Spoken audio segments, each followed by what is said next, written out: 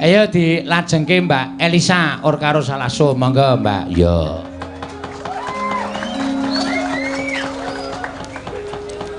Nggih, niki kula piyambak, Mbak. Hah? Niki kula piyambak. Piyambak wae. Oh, mboten kalih Mbak Ayu waune. Piye? Niku mboten kalih Mbak Ayu. Mengko Ayu dhewe. Oh, niku mau wonten duet mboten nggih beratine? Ora ana. Oh, nggih. Yes.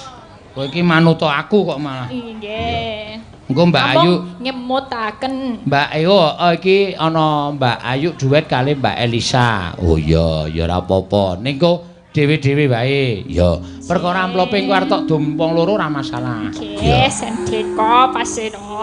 Ya, sedeka. Heeh. Ya, kowe ngatur. Napa niki kula didhawuhi napa? Didhawuhi anu jenenge iki podang kuning ana. Ya, terus apa jenenge iki sambel kemangi ana kowe arep ngaturke sing endi? Oke. Wah, podang kuning Mbak Tatin menapa mboten? Mbak Tatin mau podang kuning nggih? Lah. Hah? Podang kuning apa Mbak Tatin napa Dedek? Tatin ku ngangsu. Soale nggutuke awake le saya jebluk ya. Ya, matur sembah nuwun karo Pak Camat, Sa. Nggih, matur sembah nuwun Pak. Dene kula mboten nggih diparingi dhuwit mboten napa-napa ning kula tetep matur sembah nuwun sampun ditimpali wonten mriki. Mugi-mugi bararingan rezeki ingkang kathah kalih yuswa ingkang panjang. Iya. Aga matur nuwun ki kecamatan nganakke memetri budaya lho. Tanpa nganggo ya heeh. Wis karepku ki do ngene iki wae aja dhuwit. Efektif ya, Pak? Efektif nek rokok sengara mandeg teng sinden sengara. Iya. Nek dhuwit ki mesti do dijaluk Ha iya. Dari Pak Supoyo Surabaya, semoga sukses. Ya, Kiseno dan kru. Nyuwun lagu Mawar Kuning kang nyekar Mbak Elisa Orkaros. Wo ya. Ki malah ana sing nyuwun Mawar Kuning iki. Ya. Berarti niku mawon. Terserah. Sak slop nikune. Kowe arep njaluk iki. Iya, njaluk tak dol engko. Lumayan nggo parkir nek mlayu ning alun-alun 2000 ping 10 Ya, engko didum ora apa-apa. Mboten wae niku nggih pasen mawon. Iya kok ya. Engko sangu mancing. Ah, iya liburan mancing ya, Pak. Apa jenengane time apa jenengane? Panji Tengkorak. Panji. Kok tengkorak ngopo kok medeni men? Marai ra entuk iwak. Iya.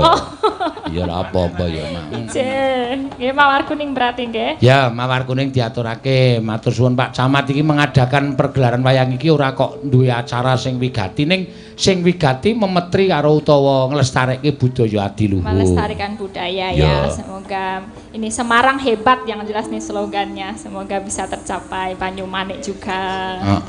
Jangan lupa saling membantu. Jangan takut virus corona karena virus corona nggak akan masuk ke sini ya. Sebabnya?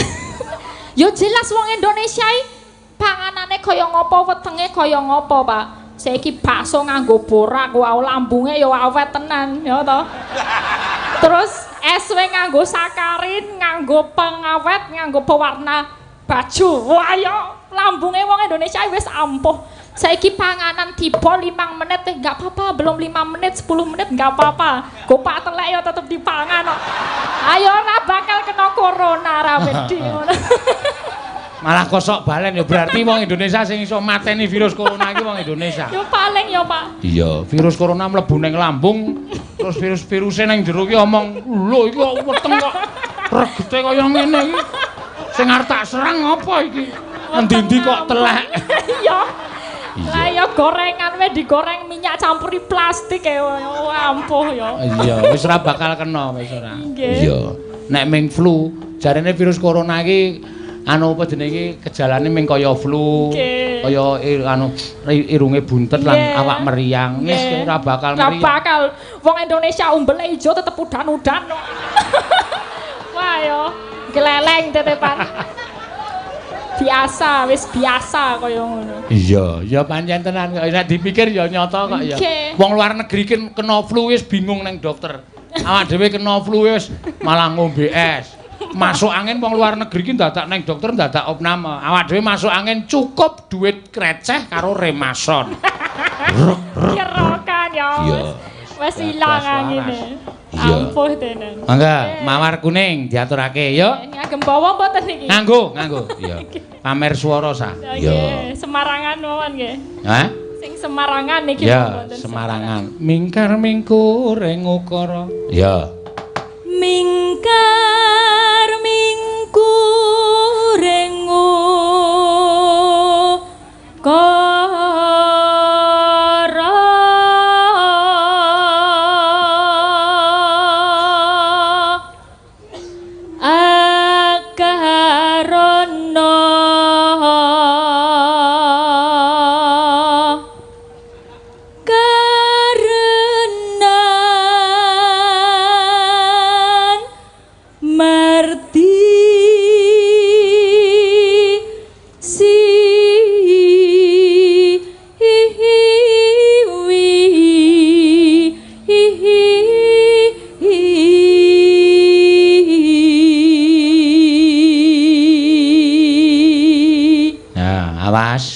Tarik napas ki nada tinggi.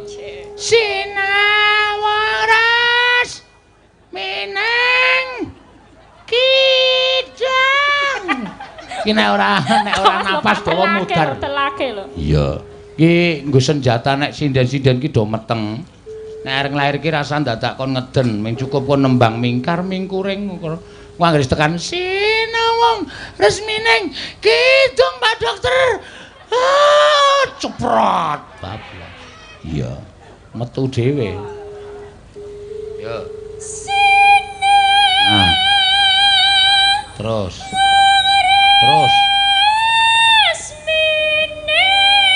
Yo, sedikit lagi. Ya terus.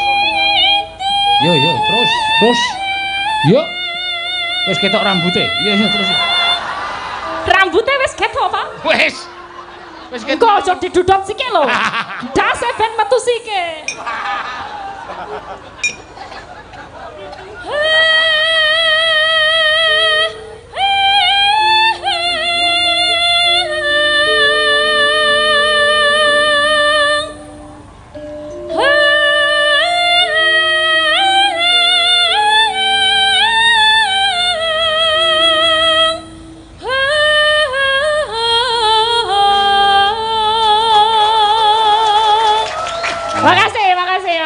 Apa gunanya tepuk tangan? Apa gunanya tepuk tangan tanpa saweran? Sinukarto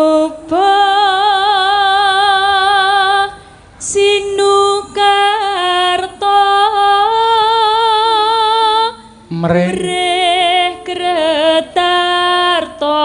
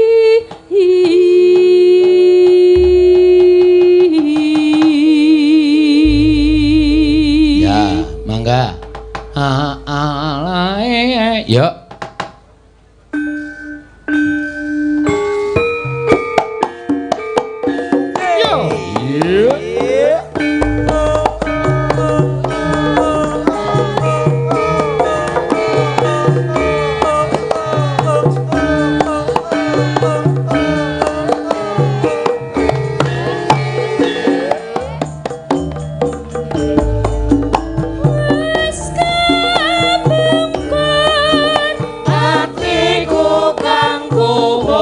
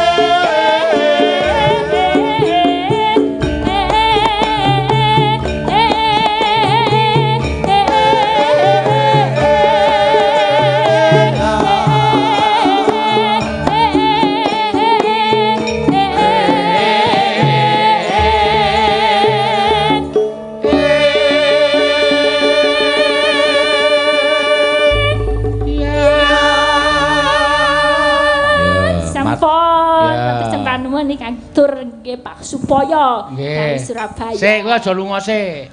Ki nang pawarta ya. Ki mau Mbak Ganes ya entuk transferan. Oh ya. Mbak Guru Ganes 200, Pak Kiswan 200. Lho, Pak Kiswan entuk 200. Ngopo gaweane?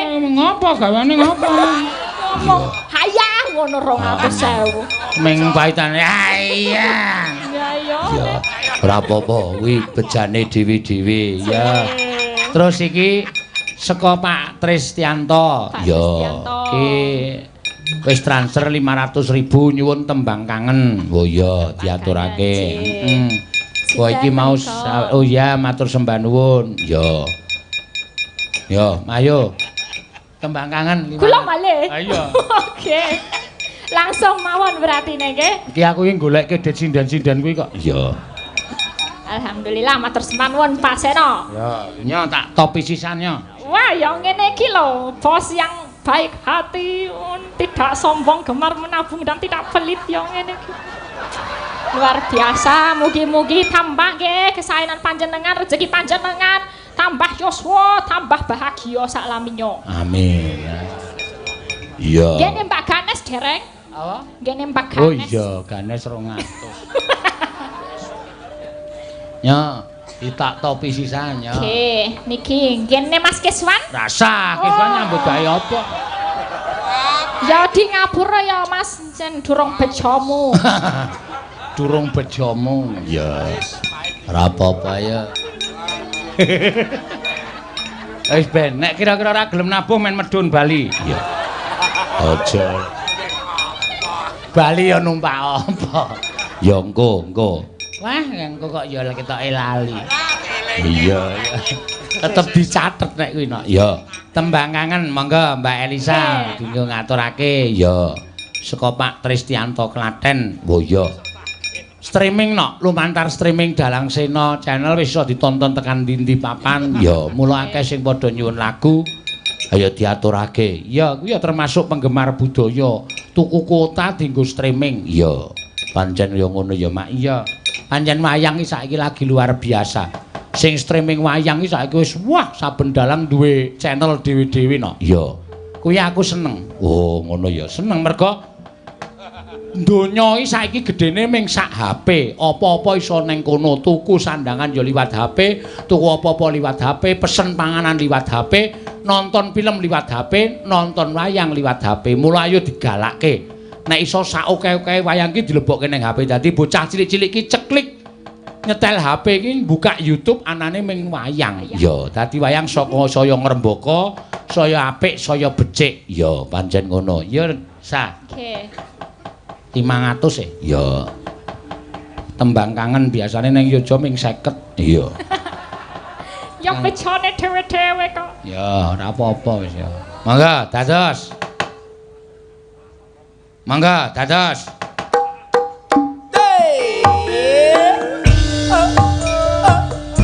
Lewat tembang kangen. Yo, hey, yo.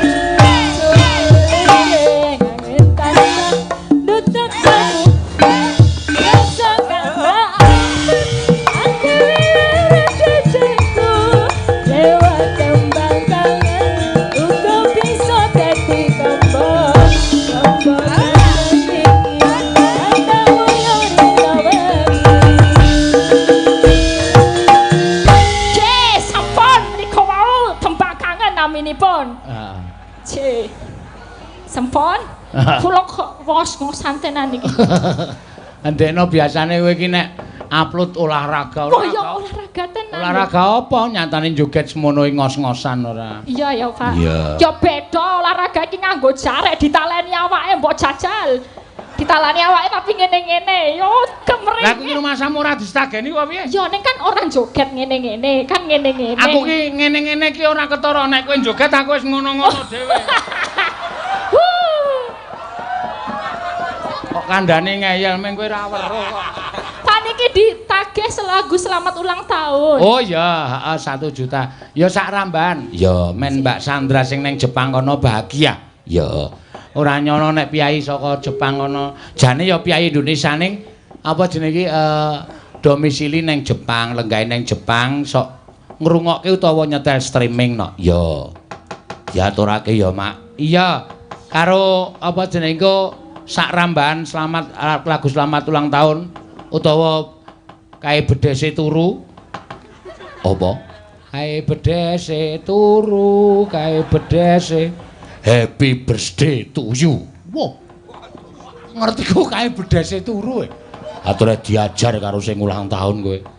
Mangga diaturake sak ramban karo nggo ngiringi Mbak Tatin Jumeneng. Oh iya, mangga. Yuk.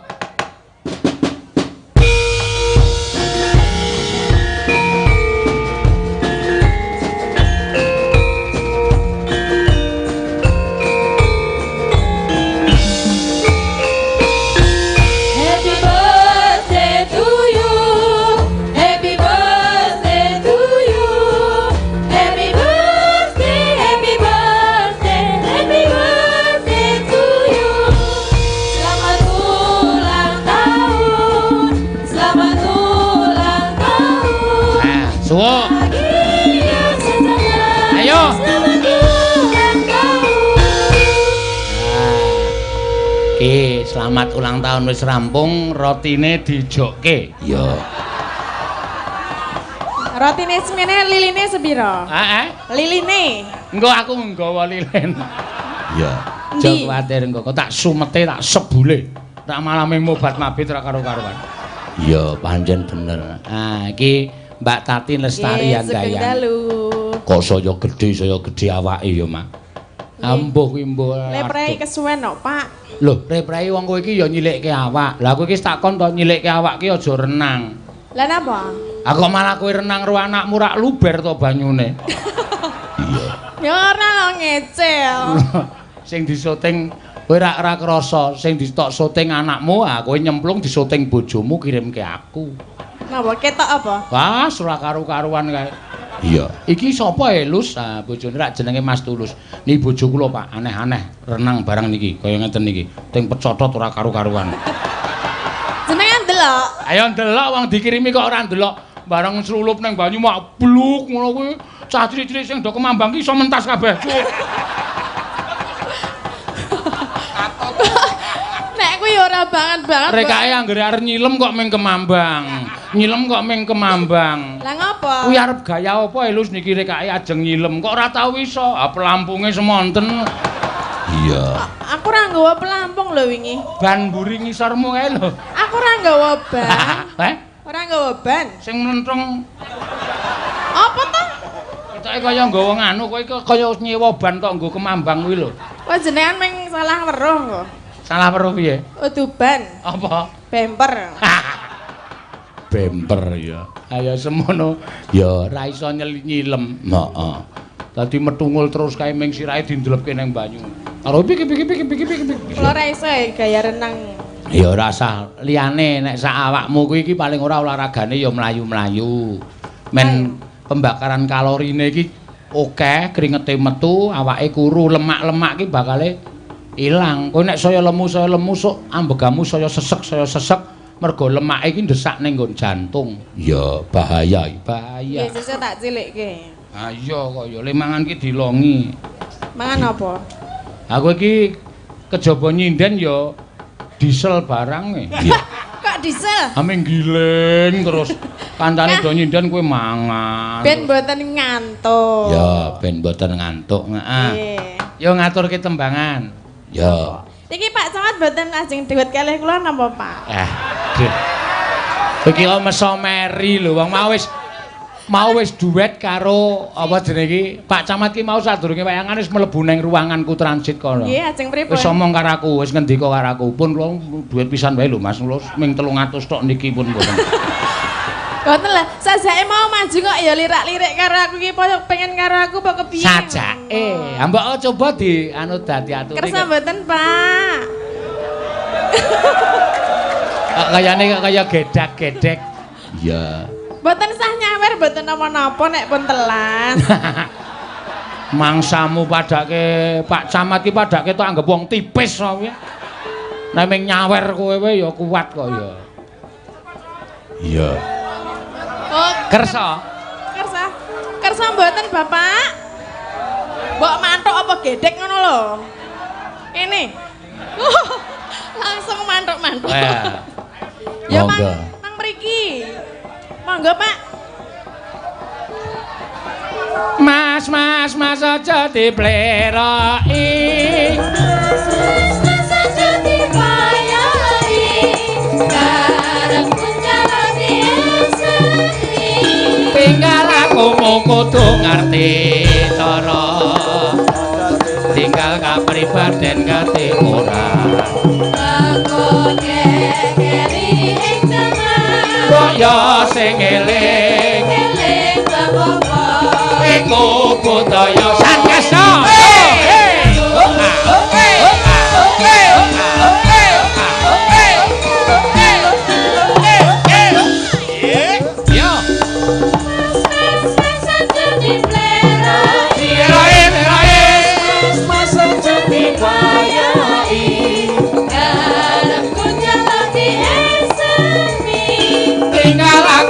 Kudu ngerti cara aja ditinggal kapribaden ketinggalan. Mangko keri ing jaman. Kaya sing eling Bapak. iku budaya Jadi bener kandamu. Ganes kaya aja nesu ya nok, sementara kamu tercampakkan. Wong urung sida lho. Mbak menawa nek karo aku ya emoh. Nggih to, Pak? Purun nama mboten. Bentar. Pak Dalang. Pripun, Pak? Mantep. Wah. Lah, Iki. nah, sing niki mau cilik tapi cabe rawit. Nggih to? Kerikil. Krikil. Kerining sikil. Nek Tatin apa, Pak? Nek kula napa? Nah iki ya watu sing gedhe. Dadi alus. Nek nggo apa ki gosok-gosok iso resik. Wah, lha ming dianggep watu. Oh, Ya nek nggo gosok-gosok watu gedhe iki nek nang ngakali nek kecemplokan apa? Jenengan nek kosokan nganggo watu semene gedene apa ya kuat ngangkat lho. adem. Nek siliramu aku mesti kuat diajeng. Oh, menapa injih to Kang Mas? Iya siliramu wis tak tunggu rikala wingi bengi aku wis ngimpi marang siliramu. Panjenengan ngimpi menapa to Den Mas? Ngimpi ketemu Nimas Ayu sapa? Tatin. Tatin. Tatin. Lestarian. Ngimpine napa? Aku kaya numpaki. Numpak napa? Ora ngono kaya maksude kaya ning Gonawan ngono kuwi lho. Oh, nggih, numpak motor mebur. Motor mebur ya, Nggih. motor mabur. Nggih.